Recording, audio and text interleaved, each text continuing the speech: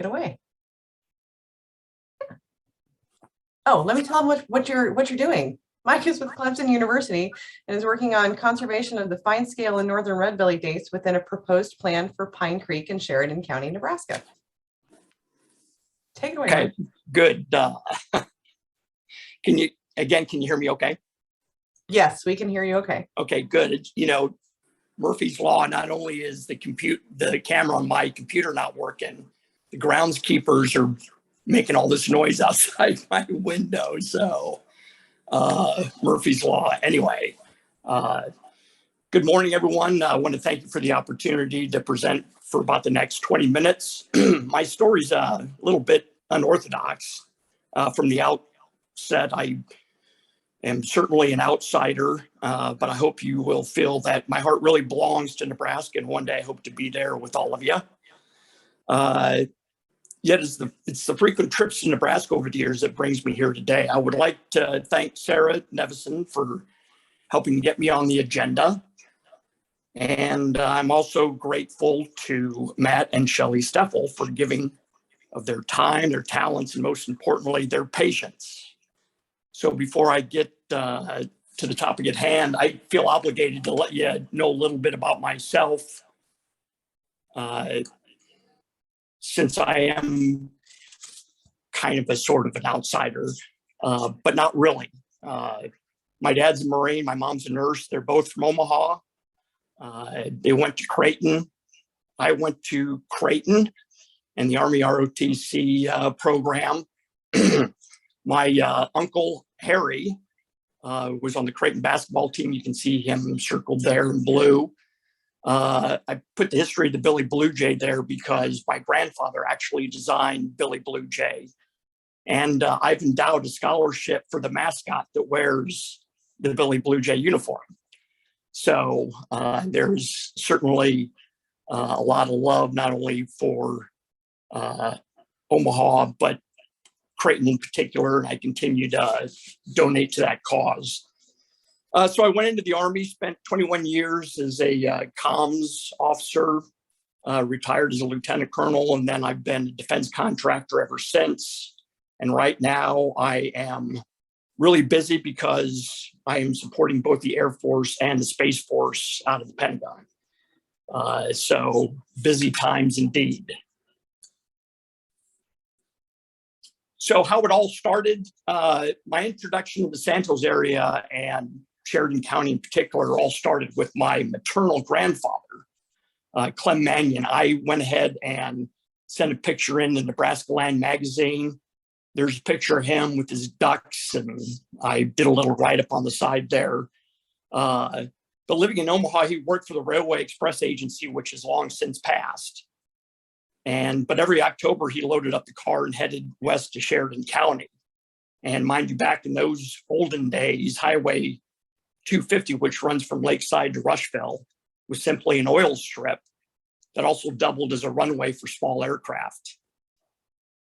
Clem's buddy would also join us, and he was friends actually with Old Jules' daughter. And for those that have hopefully read Old Jules, you know what I'm talking about. And he said the stories about Old Jules were embarrassing to say the least.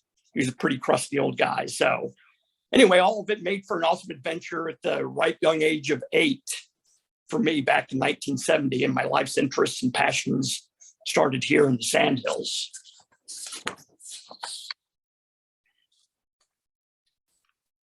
Okay. So that started my love of the Sandhills. So I have a bunch of pictures here. I had a fellow in Rushville make some hen houses for me, and I put up about a dozen. You can see some mallard eggs that obviously didn't hatch, but were taken from one of my cylinders. Put up a bat, wood duck, and screech owl box. I'm finding out that the owls prefer the duck box, and that the predator comb below the wood duck box became a favorite scratching post for cattle. So that really didn't work out all that well, but it's the thought that counts. There's a picture of my dad and myself with a couple of mallard drakes. The envelopes that you see on the right there are from my volunteering every January when I can for the Fish and Wildlife Wing Bee. for the Atlantic Flyway. I really enjoy that. And then in the upper right is one of my 36 head of cattle that I have under the care of Brock Terrell, who is just south of Hay Springs. My passion for this area also led me to wanting to broaden my academic horizons. I was fortunate enough to have the GI Bill. So I started off at UNL and got a certificate in grassland management. I enjoyed it so much that I was accepted into Clemson's Fish and Wildlife Biology program. And then after that, I felt I lacked policy exposure, so I got a grad certificate in environmental policy with UMass Dartmouth.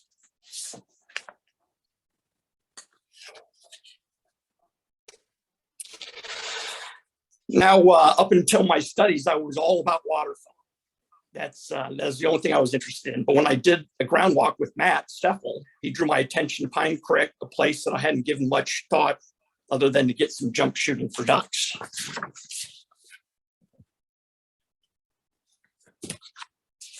That attention eventually drew me to fish and reading intently these documents that were my primary resources. I was fascinated by all three of them, especially the Cool Water Stream Management Plan that I had to do some digging for, but I did get a hold of it and I used those extensively for my master's project. So where's Pine Creek? It's located within the Panhandle of Nebraska and roughly centered within Sheridan County. It's a tributary to the Niobrara River, which flows in a northerly direction and eventually ends up emptying in Missouri. It's a classified Class B cool water stream. And of the approximate 20 miles it takes to reach Niobrara, roughly 7 miles of Pine Creek is contained within the northern portion of the Sandhills Alkaline Lakes BUL and 2 miles within the upper Niobrara River BUL. As you can see, there is a blue ribbon on the slide, and let's see what that's all about.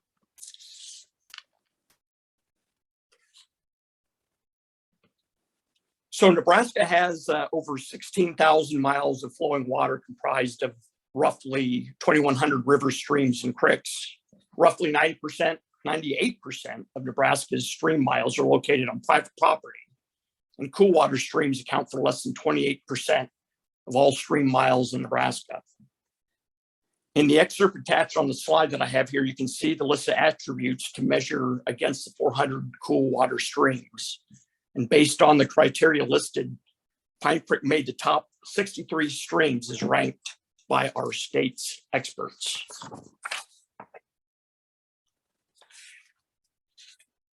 In addition to the Pine Creek being the top 63 stream, I also referenced the Nebraska Natural Legacy Project. And as you can see here, it lists 4 goals. For my project, I wanted to focus on the 3 goals that were applicable. That is, reverse the decline of at-risk species, recover currently listed species, and allow for their delisting and conserve natural communities.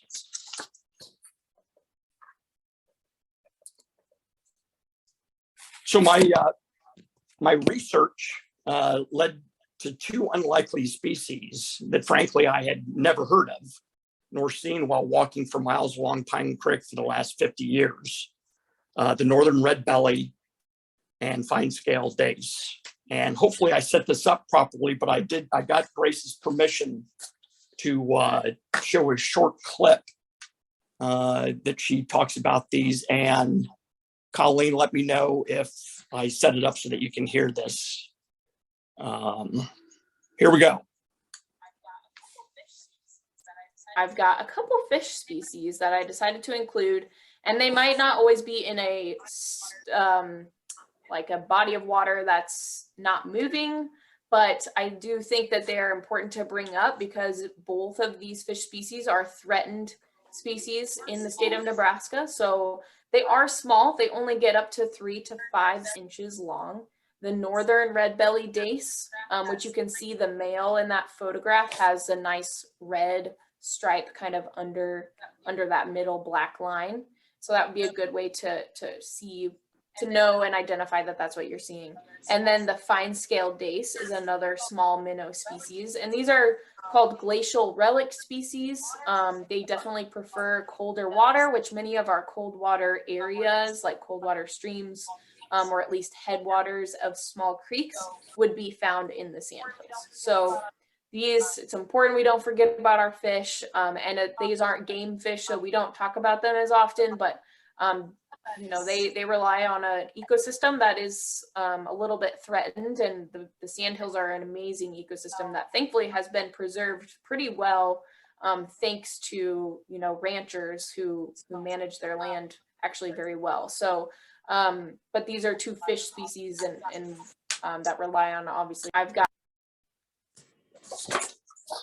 Okay, so the next two slides I'm going to give a brief snapshot of both the dace species range. You can see where Pine Creek is located. I've circled it in blue there in the upper left. You can see the habitat which Grace touched upon, notably that it's the sandhills and they prefer headwater streams. It also fits the other criteria, but I'll be candid that I don't recall seeing any beaver activity as I've walked around the area. Maybe someone has, and they can let me know about it. And then this is the fine scale dace. One thing I found interesting is that for the fine scale dace, the estimated population in Nebraska is based on expert opinion. So I guess the estimated population of 5,000 to 10,000, is that an accurate number? I don't know, but I'm sure someone dialed in probably would.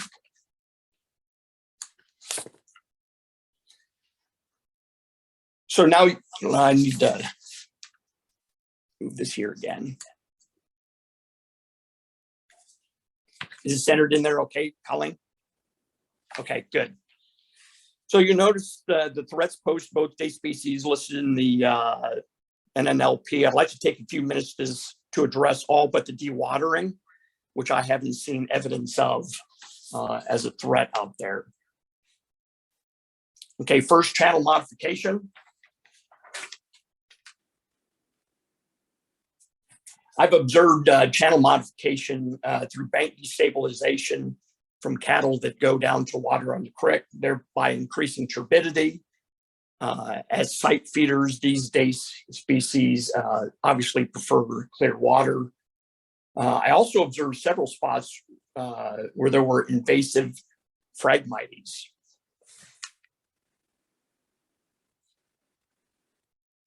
And I didn't know anything about Fragmites until Matt and Shelley pointed them out to me and what bad actors they are within the state.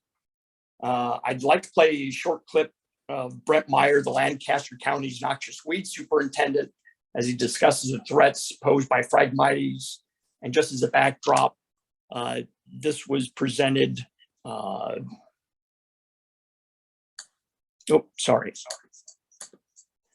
the wintertime, so it'll make sense once I start playing.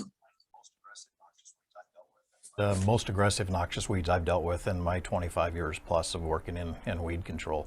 It left alone will create a monoculture, and what that means is it will take out all the other vegetation along the waterways or in your riparian areas, and that's not good for the invertebrates, the fish, the small mammals, the deer that depend on that. It would also create a fire hazard in the fall. So this time of year is a great time of year to inspect for Fragmites because you can see it. All the cattails and the other vegetation break down. But Fragmites leaves its plume head on and stands 12 foot tall. So it's easy to see in the wintertime. So in your creeks and your drainages, those areas that you can't see in the summertime because of cornfields or leaves on the trees, now is an excellent time in the wintertime to get out and take a look and see and inventory your Fragmites and map that for next year's control. So it creates a monoculture. It is a fire hazard. It impedes water flow. You know, the legislature actually funds a lot of the control work on our river systems just so we can deliver water downstream. Okay, next we have exotics, and believe it or not, the brown trout is considered an exotic. They were introduced to Pine Creek many years ago. How many, I don't know, but I do recall my grandfather fishing and catching them in Pine Creek. Since Pine Creek is a Class B cool water stream, stocking them will need to take place on a consistent basis. So I'm not sure if that practice is still being done or not. Then next we have the dreaded culverts. And throughout its entirety, Pine Creek encounters approximately 46 stream crossings. Of these, approximately 24 are culverts. These culverts make fish passage a near impossibility. My aha moment for this project is the result of Matt, shown in the picture in the upper right. He's holding the stick there. Hey, Matt. Trying to locate the culvert. It was blocked and only allowed a trickle of water through. Most of these culverts are neither properly sized nor designed to accommodate flow volume and velocity, are not buried at correct depths, and are constructed with no thought about armoring to prevent soil erosion. Additionally, these poorly installed culverts create scouring, which not only causes bank erosion, but form deep pools downstream. When water levels drop, culverts will become exposed, thereby making fish passage impossible. So Washington State has a huge problem with the decline in their salmon populations. The National Culvert Replacement Program, which is part of the Biden administration infrastructure bill, would provide $1 billion spread over 5 years in grants to states, local governments, and tribes to repair and remove culverts that impede fish passage. And I thought this was an interesting little clip here about the effect of culverts.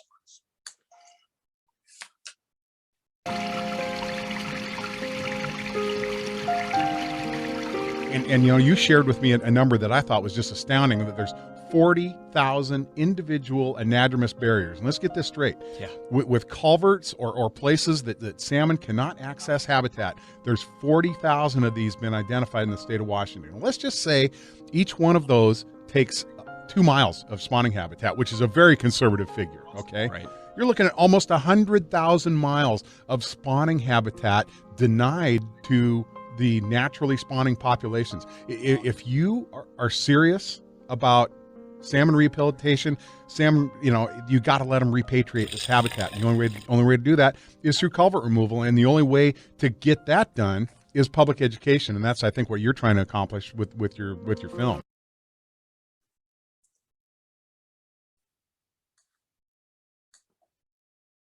Yeah, so I really like Couple minutes, this Mike.